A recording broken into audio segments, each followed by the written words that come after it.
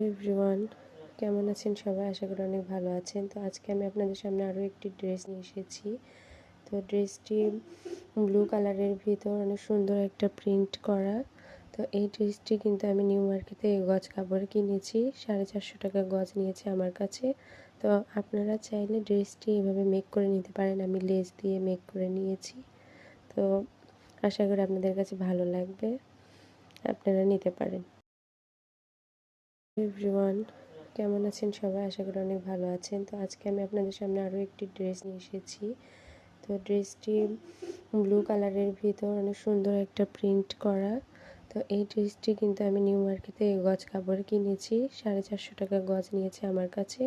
তো আপনারা চাইলে ড্রেসটি এভাবে মেক করে নিতে পারেন। আমি লেস দিয়ে মেক করে নিয়েছি। তো আশা করি আপনাদের কাছে ভালো লাগবে, আপনারা নিতে পারেন।